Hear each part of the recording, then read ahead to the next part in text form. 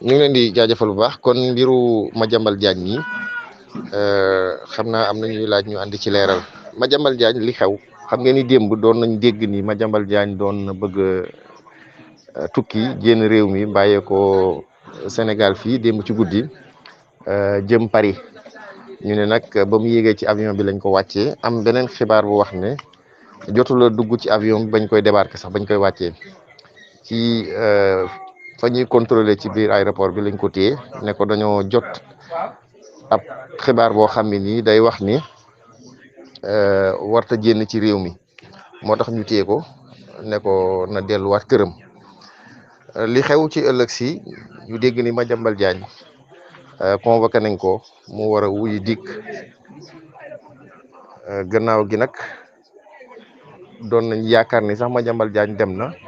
waaye ba nii jot nañ ci xibaar ne Madiambal Diagne jotula wuy ji waaye takk der yi dem nañu këram ba jot fa jël ñaari nit benn jigéen ak benn góor ci lu ñu wax ci xibaar yi ba nii Madiambal Diagne xamuñ fu mu nekk ñu ngi koy topp di ko wër waaye dégguñ ni feeñ na bërëb sàngam waaye nag Madiambal Diagne liñ koy toppee rapportu CENTIF dafa génne benn rapport boo xam ne nii rapport bi mbiru xaalis la boo xam ne nii mi ngi toll ci 250 milliards boo xam ne nii benn société lañ ko joxoon te amul appel d'offre waaye Madiambal Diagne liñ ko ci tudd mooy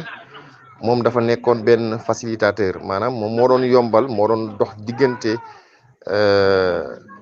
société boobu mooy Ellipse Project société boobu Madiambal Diagne moo doon yombal diggante mook état bi ba mu gagné benn marché ci marché yi mu gagné nag war a tabax ay maison de justice yoo xam ne nii moom la war a tabax ay prison yu mu war a tabax waaye Madiambal Diagne ci yombal googu mu yombal Ellipse Project muy société bi dañ ko ci jox ab neexal lu tolloog ci 20 milliards ak benn muy 21 milliards loolu nag moo tax ñu woolu ko mais li jaaxal nit ñi mooy Madiambal Diagne ba léegi àdduwul ci nu mel te kuy suivre Madiambal Diagne xam ko bu baax lu xew ci wàllu yoon moom moo ci njëkk njëkk ci wax mbiru Wally Seck bu mujj bii rek moo njëkk bind di ko wax yaakaar naa am na ñu ma doon laaj ma leeral ko bu yàggul rek ba doon leeral ni li ñu tegoon Wally Seck ne frontière yi dañ ko koy tëjal pour dugg beeg génn teggi nañ ko dina ñëw Sénégal fii ay fan te bu ñëwee dana wuy ji te looloo am loolu mu joxoon ñu information yu leer waaye li jaaxal nit ñi mooy Madiambal Diagne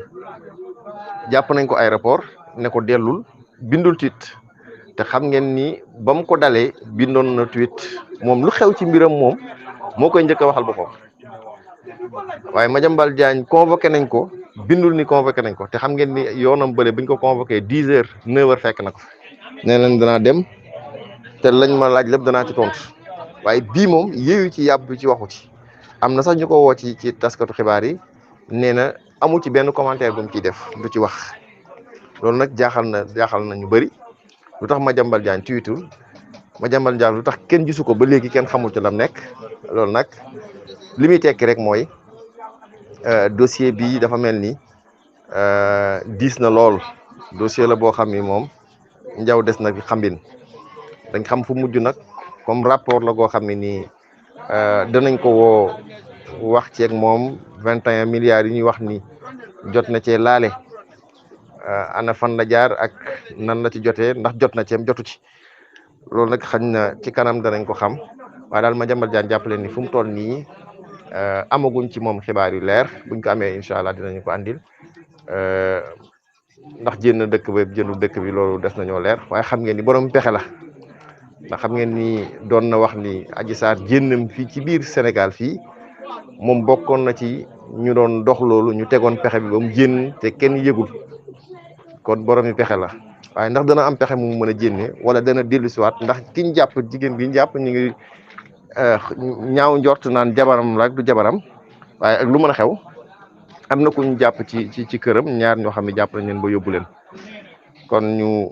wéer rek xam gëstu ba xam fan lay mbir mi mujj waaye mbiru Madiambal Diagne daal li moo ci am di leen jaajëfal bu baax.